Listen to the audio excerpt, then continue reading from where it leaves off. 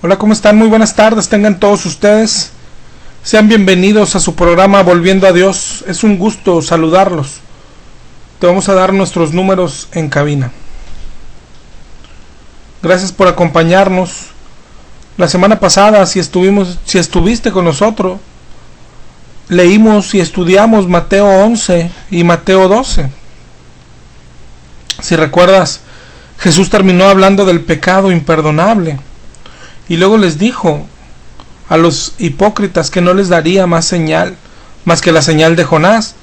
Y terminó diciendo: mi madre, mi hermano y hermana son los que hacen la voluntad de mi Padre. Ahí se enfocó Jesús, en hacer la voluntad de Dios. Así es que ahí nos quedamos y vamos a darle seguimiento. Vamos a empezar a leer Mateo 13. Si te fijas, empieza Jesús a hablar por parábolas. Empieza con la parábola del sembrador, que esta ya la hemos leído. Habla de lo que hace la palabra de Dios en las personas. Dice que en algunas ni entra, en otras dura muy poco, y en unas entra y da fruto. Que al final de eso se trata, de dar fruto. La vimos la semana pasada, cuando hablamos de ser precisamente hacedores de la palabra. Así que hoy, siguiendo ahí en Mateo 13, vamos a empezar con la parábola del trigo y la cizaña. Pero antes vamos a ver varias cosas. Por ejemplo, ¿qué es una parábola? Esta es una palabra que en el griego significa comparación. Entonces la parábola es una breve comparación basada en una experiencia real y cotidiana de la vida, pero con el fin de enseñar una verdad espiritual. Pero, ¿por qué Jesús les hablaba en parábolas? Primero que nada, dice la Biblia, para que se cumpliese lo que se había profetizado. En Mateo 13:35 dice: abriré en parábolas mi boca, declararé cosas escondidas desde la fundación del mundo. Este es Jesús. Pero también se había profetizado en Mateo 13:14, dice: oiréis y no entenderéis, y viendo veréis, pero no percibiréis. Con las parábolas, cuando Jesús habla en parábolas, se cumplen estas dos profecías. ¿Qué significa esta segunda? Dice: oiréis, pero no entenderéis. En Mateo 13:10, los discípulos le preguntaron: ¿por qué les hablas por parábolas? Y Jesús les respondió: porque a vosotros os es dado saber los misterios del reino, pero a ellos no les es dado. A ellos no. Y luego menciona algo que diría también más adelante en la parábola de los talentos. O sea, ¿por qué a ellos no? ¿Acaso es injusto? ¿Tampoco la palabra de Dios no es para todos? Pues Dios dice que no. Si recuerdas, en Mateo 7:6 dijo: no echéis las perlas a los cerdos. Y aquí nos dice por qué a ellos no. En Mateo 13:12 dice: porque a cualquiera que tiene se le dará y tendrá más, pero al que no tiene, aún lo que tiene le será quitado. Fíjate bien, vamos a analizar de lo que habla. Mira lo que no dejó claro Jesús, pero con toda intención. Dice: al que tiene se le dará más. Parece que habla de lo mismo, pero no es así. Parece que dijera: al que tiene naranjas le daré más naranjas, al que tiene sabiduría le daré más sabiduría. Pero no es así. Está hablando de dar y de tener cosas distintas. Mira la segunda parte, lo que dice: al que no tiene, o sea, al que no tiene nada, aún lo que tiene le será quitado. O sea, por fin, ¿tiene o no tiene? Lo que pasa es que está hablando de cosas distintas. Mira lo que está diciendo Jesús. Dice: a cualquiera que tiene hambre de él, hambre de saber, hambre de conocerlo, se le dará y tendrá más. Ahora ya no hambre, no le va a dar más hambre, se le dará más entendimiento, más sabiduría, más bendición. ¿Te das cuenta? Entonces la segunda parte, lo que dice: al que no tiene hambre, sed de Dios, aún lo poco que tiene de entendimiento, de sabiduría, de bendición, aún eso poco le será quitado. ¿Te das cuenta que son dos cosas distintas de las que habla? Es lo que hace Jesús con las parábolas. Dejar algo escondido, algo oculto o algo difícil de descubrir, pero con toda intención. Con las parábolas, Jesús predicaba una verdad, para que no tuvieran excusa de que no se les dijo, pero dejaba algo escondido, y lo hacía con la intención de que no la entendieran totalmente, y lo hacía a propósito. De hecho, mira lo que dice en Mateo 13:13. Dice, por eso les hablo por parábolas, porque viendo no ven, y oyendo no oyen ni entienden. En el 13:15 dice, porque el corazón de este pueblo se ha engrosado, y con los oídos oyen pesadamente, y han cerrado sus ojos para que no vean, y oigan con los oídos, y con el corazón entiendan, y se conviertan y les sanen. Es decir, estos no quieren ser convertidos, no quieren ser sanados. Y en el 13:16 dice, pero bienaventurados vuestros ojos porque ven, y vuestros oídos porque oyen. O como dijo en el Sermón del Monte, bienaventurado el que tiene hambre, porque será saciado. O sea, a ellos se les dará más. Pero al que no tiene hambre, al que no le desea, no se le dará más, sino aún lo que tiene le será quitado. Ese es Dios. En la actualidad, yo he escuchado muchas veces, y como que tenemos la idea, que Jesús les hablaba por parábolas para que la entendieran mejor. Dice mucha gente que estaba ilustrando su sermón, porque así se les quedaba mejor a la gente. Y hoy decimos, qué bonita parábola. ¿Verdad que así nos dicen? Pero mira lo que dice la Biblia, que es al contrario. Jesús dice que les hablaba por parábolas para que no lo entendieran. Es decir, ese era su propósito, que no lo entendieran. Mira, vamos a entrar ya en la parábola de la cizaña. Mateo 13, del 24 al 30. Léela con nosotros. Dice, el reino de los cielos es semejante a un hombre que sembró buena semilla en su campo. Pero mientras dormían los hombres, vino su enemigo y sembró cizaña entre el trigo y se fue. Y cuando salió la hierba y dio fruto, apareció también la cizaña. Vinieron los siervos del padre de familia y le dijeron, Señor, ¿no sembraste buena semilla? ¿De dónde pues tienes cizaña? Y él les dijo, un enemigo ha hecho esto. Y los siervos le dijeron, ¿quieres que vayamos y la arranquemos? Y él les dijo, no sea que al arrancar la cizaña, arranques también el trigo. Déjalos crecer juntos lo uno y lo otro, hasta la siega. Y al tiempo de la siega yo diré a los segadores, recoged primero la cizaña, atadla en manojos y quemarla, pero recoger el trigo en mi granero. Hoy a nosotros se nos hace claro de lo que trata. Lo hemos leído miles de veces, nos han hablado y predicado de esta parábola miles de veces, y hemos leído la explicación que dio Jesús. Pero imagínate por un momento a los oyentes de aquel tiempo. ¿Qué dirían? Oye, ¿de qué está hablando?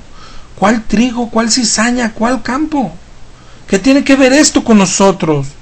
No era fácil entenderlo. Por eso les hablaba en parábolas. Mira, ni sus discípulos entendieron.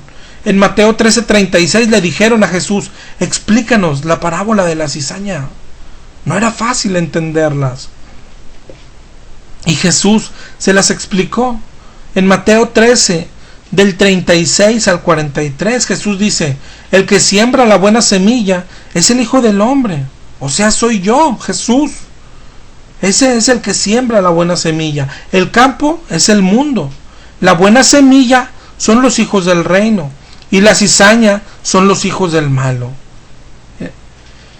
La cizaña son los hijos del diablo. Sigue explicando.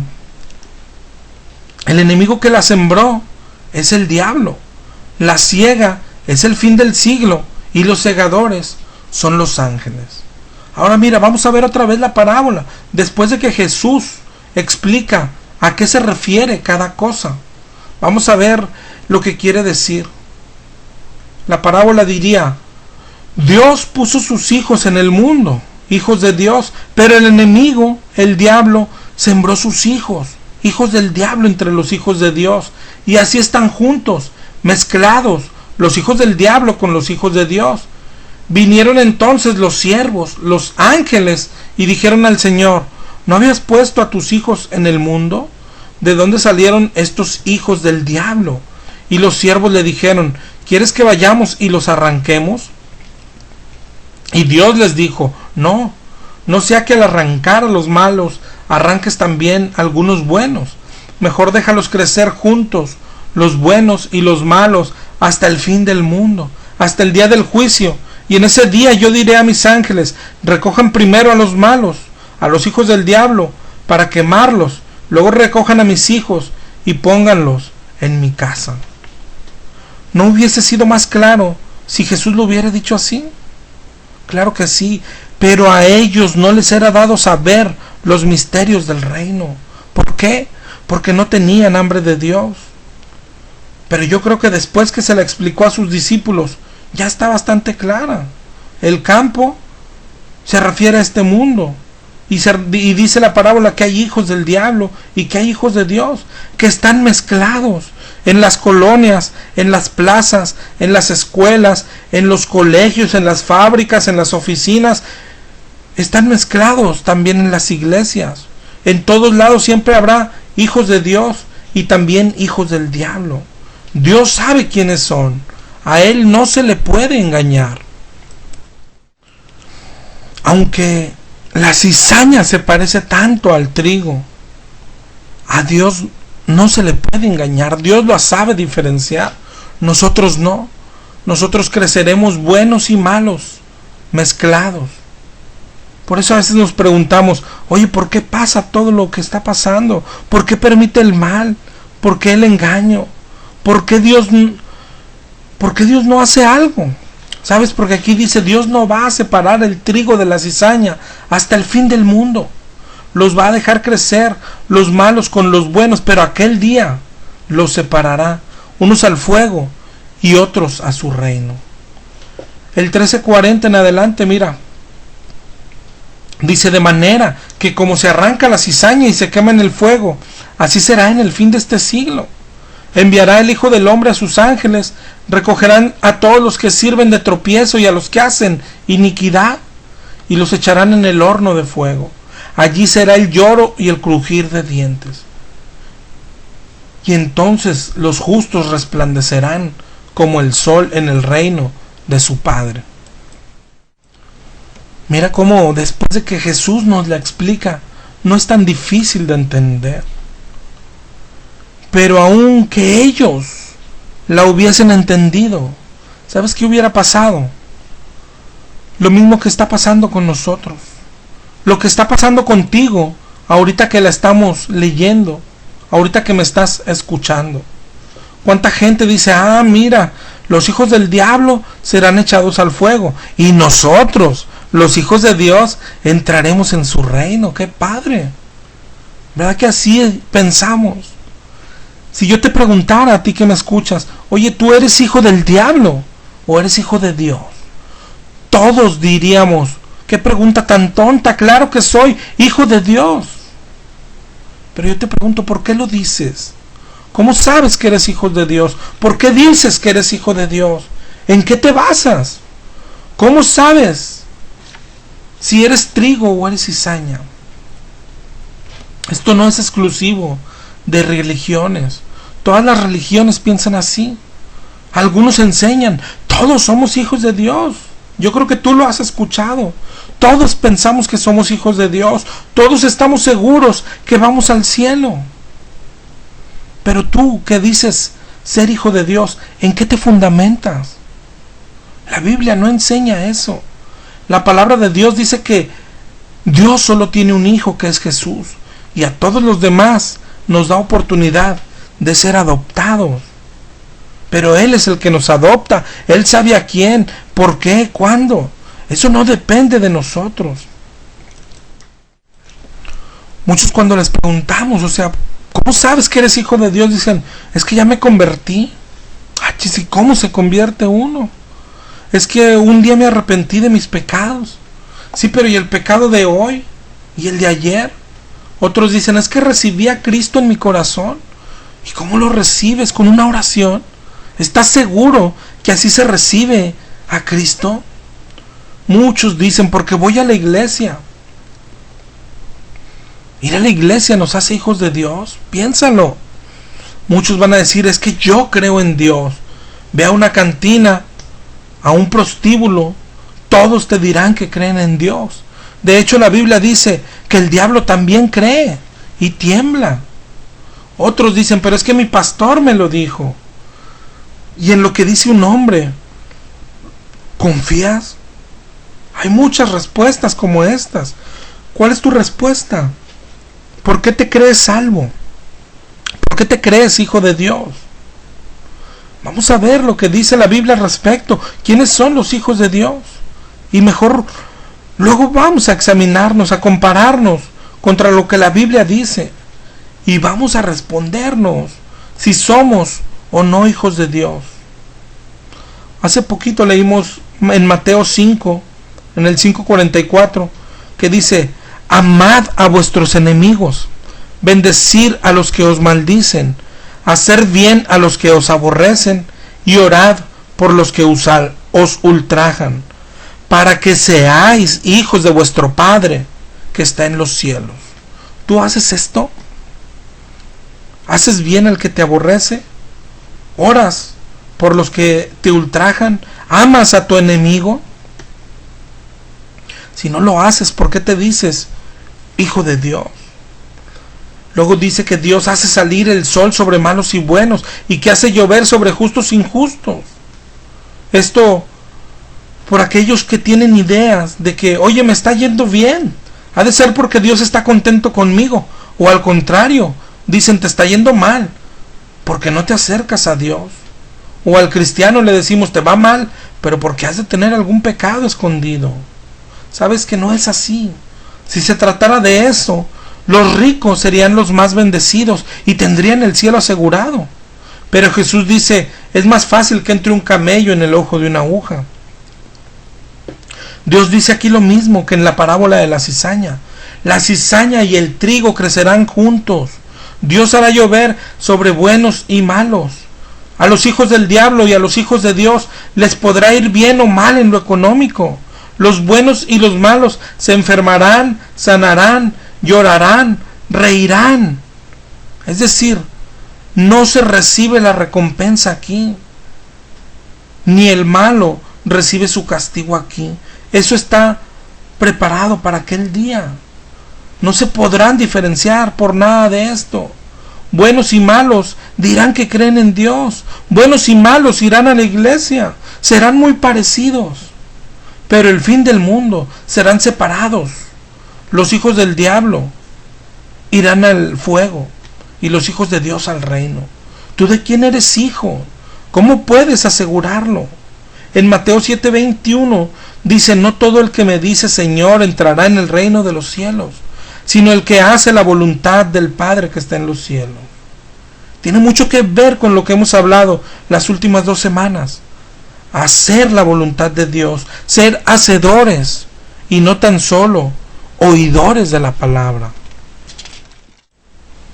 Mira, enseguida, en Mateo 7:24 dice, cualquiera que oye estas palabras y las hace, es como un hombre que edifica sobre la roca. ¿Estás obedeciendo a Dios? ¿Estás haciendo la palabra? ¿Por qué dices que eres su hijo? ¿Eres hijo de Dios o del diablo? Primera de Juan 3:10 nos ayuda. Dice, en esto se manifiestan, es decir, en esto se distinguen los hijos de Dios y los del diablo. Dice, todo aquel que no hace justicia, es decir, todo aquel que no deja el pecado y que no ama a su hermano, no es de Dios. ¿Estás amando a tu hermano? ¿A quién? ¿No entiendes a cuál hermano? Mira, la Biblia nos lo explica. Primera de Juan 3:17. El que tiene bienes de este mundo y ve a su hermano tener necesidad y cierra contra él su corazón, ¿cómo mora el amor de Dios en él? Hijos míos, no amemos de palabra ni de lengua, sino de hecho y en verdad. Yo creo que está muy claro. ¿Estás ayudando al que tiene necesidad? ¿Tienes algún ministerio? ¿Estás haciendo obras? Tú respóndete solo. ¿Eres hijo de Dios o del diablo? Apenas hemos analizado dos características que nos hacen hijos de Dios: amar a tus enemigos y ayudar al necesitado. ¿Tú lo haces? Tú dices, pero es que yo recibí a Jesús con una oración. ¿Dónde dice que eso nos hace hijos de Dios? ¿Dónde dice? Primera de Juan 3:10 dice, en esto se manifiestan los hijos de Dios y los del diablo. La religión no importa, tampoco si vas o no vas a la iglesia. Lo importante para Jesús es quién hace la voluntad de Dios. A los que Jesús está hablando aquí con esta parábola son personas que se creían salvas como tú, se creían hijos de Dios. Ellos dijeron en Juan 8:41, nosotros no somos nacidos de fornicación, tenemos un Padre que es Dios. Se creían y se sentían hijos de Dios, se sentían seguros. Pero Jesús les dice en Juan 8:44, ustedes son de vuestro padre el diablo. En el Juan 8:47 dice, el que es de Dios, las palabras de Dios oye. La semana pasada te preguntaba, ¿qué nos hace diferentes al diablo? Nosotros decimos, bueno, es que yo creo, y la Biblia dice que somos salvos por creer. Pero la Biblia también dice en Santiago 2:19 que los demonios creen y tiemblan. Decimos nosotros, bueno, pero es que nosotros leemos la Biblia.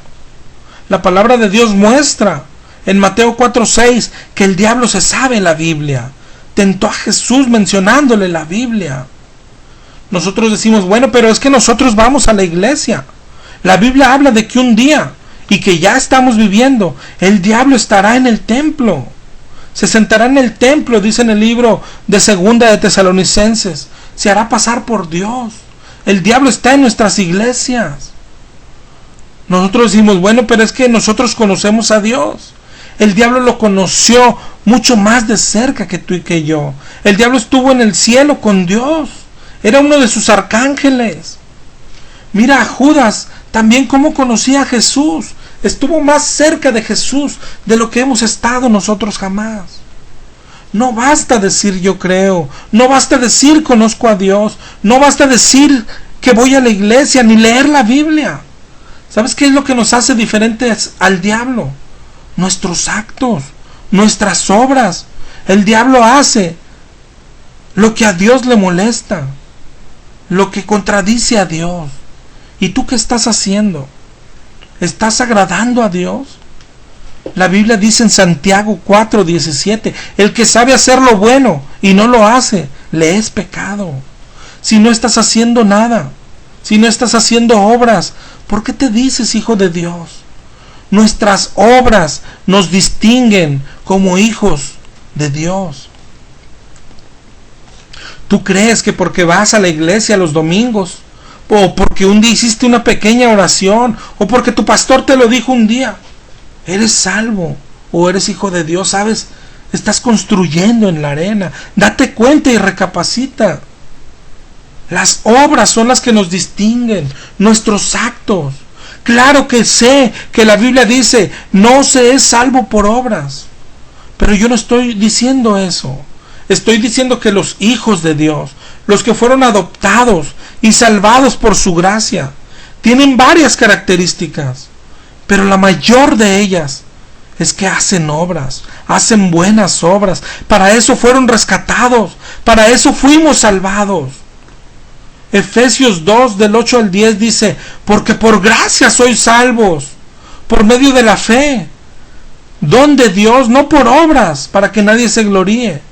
Pero luego dice, porque somos hechura suya, creados en Cristo Jesús. ¿Para qué? Léelo.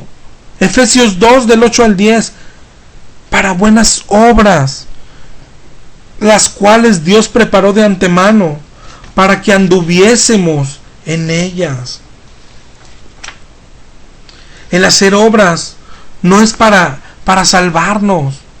De hecho, la Biblia dice, cuando en Lucas 17:10 dice, cuando hayáis hecho todo lo que os ha sido ordenado, decid, siervos inútiles somos, pues lo que debíamos hacer hicimos. Siervos inútiles. Pero si tú no estás haciendo obras, eres menos que un siervo inútil. ¿Cuál será tu nivel?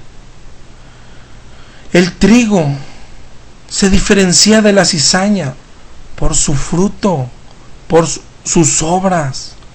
La Biblia dice que seremos juzgados por nuestras obras. Romanos 2:6 habla de Dios y dice, el cual pagará a cada uno conforme a sus obras. Vida eterna a los que perseveran en hacer el bien, o sea, el trigo, mas ira y enojo a los que no obedecen la verdad, o sea, a la cizaña. Apocalipsis 20:12 también dice, vi a los muertos grandes y pequeños, los libros fueron abiertos y fueron juzgados los muertos por las cosas que estaban escritas en los libros, según sus obras. Seremos juzgados por las obras.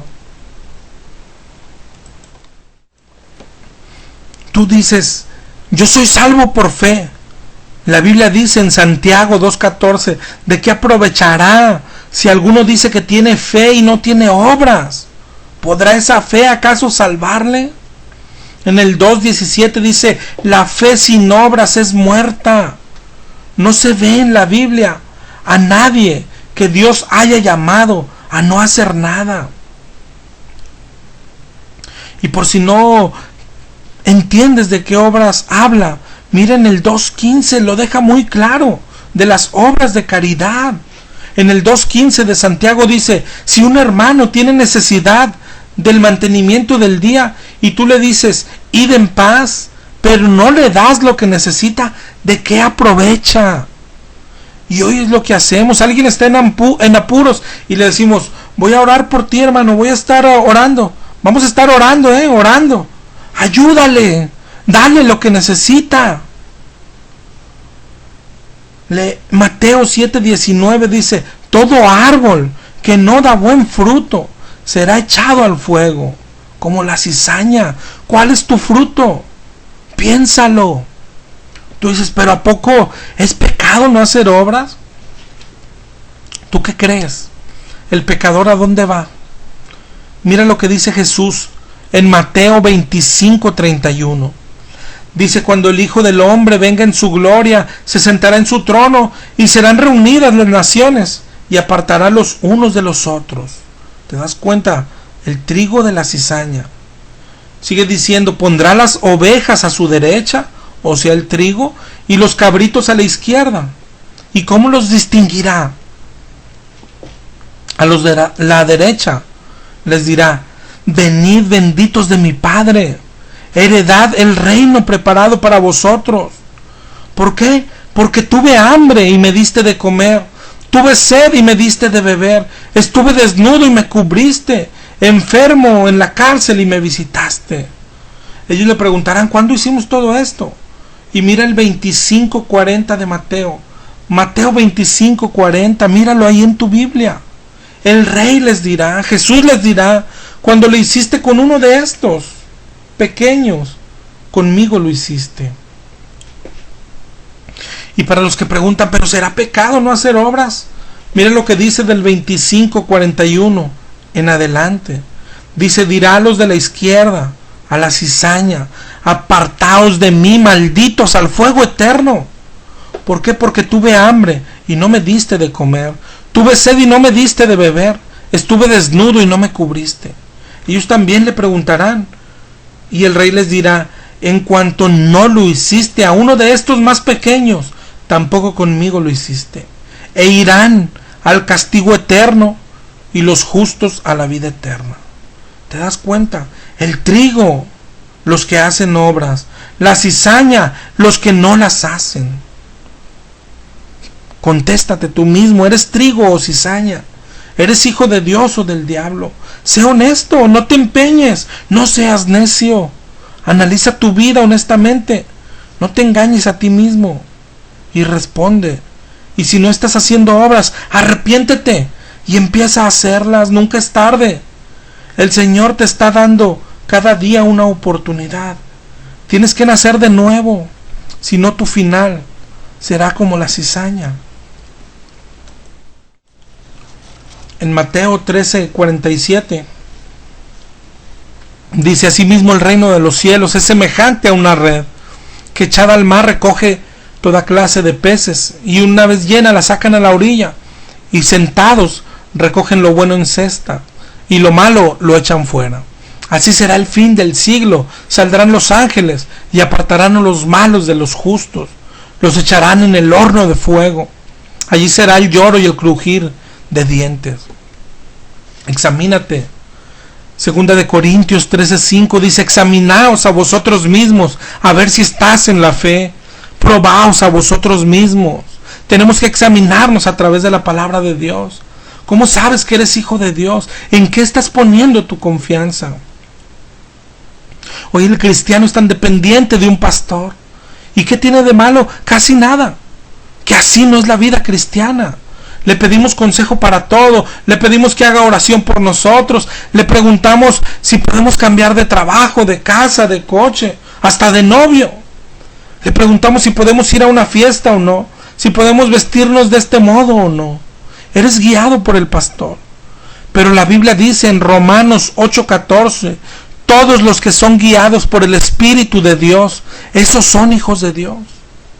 ¿Tú por quién estás siendo guiado? Todas esas dudas que llevas al pastor, Jesús te las quiere responder. Dios las quiere responder. Aprende a esperar en Dios. Aprende a depender de Dios y no de un hombre. ¿Eres guiado por un pastor? No eres hijo de Dios. Eres hijo de un pastor, nada más. Tenemos que buscar en la Biblia lo que dice de quiénes son los hijos de Dios. Ya vimos que son los que son guiados por el Espíritu, los que aman a los que le aborrecen, los que oran por sus enemigos. ¿Eres hijo de Dios? ¿Tú eres así? ¿Haces obras de caridad? ¿Tienes algún ministerio? ¿Eres guiado por el Espíritu? Las bienaventuranzas nos describían a los hijos de Dios.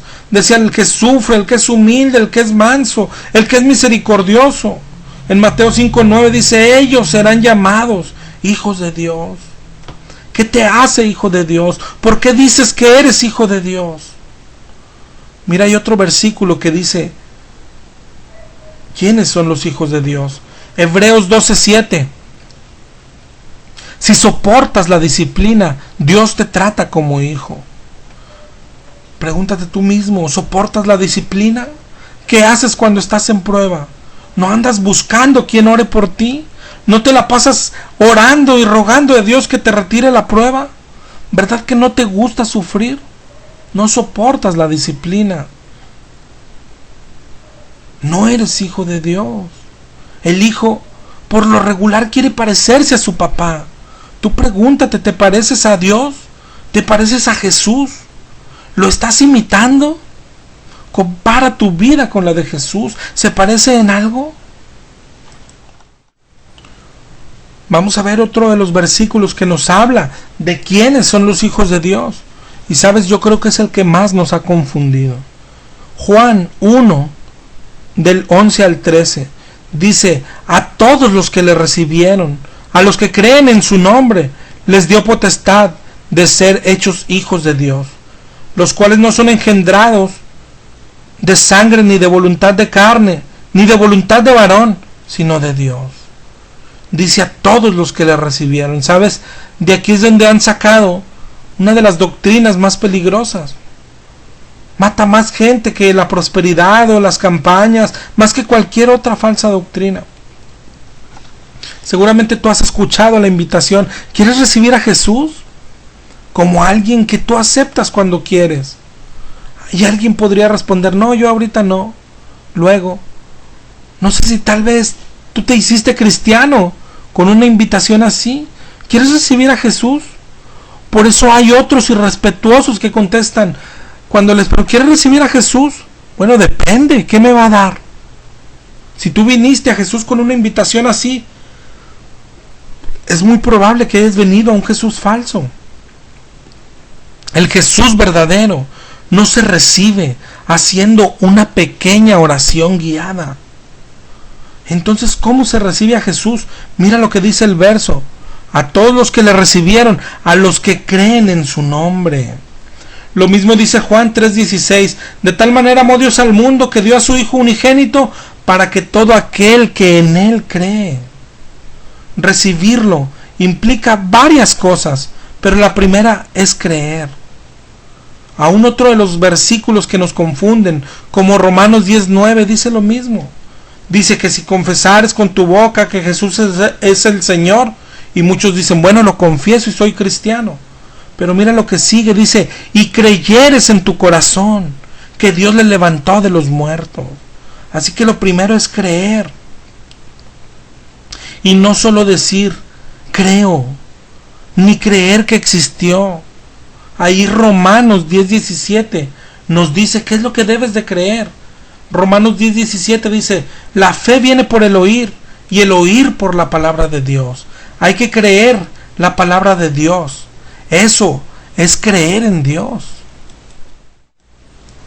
Efesios 1:13 dice, habiendo oído la palabra de verdad. Digo, tiene que mediar la palabra de Dios. Dice, y habiendo creído, fuiste sellado con el Espíritu Santo. ¿Te das cuenta? Primero es la palabra y después fuiste sellado con el Espíritu Santo. El recibir del que habla la Biblia, el recibir a Jesús, es recibir el Espíritu Santo. Pero ese Dios lo da al que quiere, cuando quiere. Esa es la clave. Cuando dice a todos los que le recibieron, está hablando de recibir el Espíritu. Romanos 9:16 dice, y no depende del que quiere ni del que corre, sino del que Dios tiene misericordia. La Biblia dice, la salvación es de Jehová. Jonás lo dijo. El Salmo 3:8 dice. Y hoy el católico cree que lo recibe cuando se come una hostia. El evangélico que cuando hace una oración aceptándolo. Y la realidad es que ni uno ni otro tiene el Espíritu Santo dentro de sí. Juan 1:12 dice, a todos los que le recibieron, a los que creen en su nombre, los hizo hijos de Dios. Pero sigue leyendo en Juan 1:13, dice, los cuales no son engendrados de sangre, ni de voluntad de carne. O sea, no es cuando la carne quiera, ni de voluntad de varón. No es cuando un hombre decida, sino de Dios, dice, de la voluntad de Dios, cuando Dios quiere. Pero creemos que cuando dice a los que le recibieron, nos está invitando, ¿no quieres recibirme? Creemos que tenemos el control de recibirlo o no recibirlo. Por eso decimos, ¿quieres recibir a Jesús? Pero ese no es el recibir del que habla. No tiene nada que ver con nuestra voluntad, sino con la de Él. Dios es el que hace la obra. Juan 3:27 dice, no puede el hombre recibir nada si no le fuera dado desde el cielo. Se nos ha olvidado que para el hombre es imposible ser salvo. Y sin embargo, es lo que tenemos hoy en nuestras iglesias. ¿Quieres ser salvo?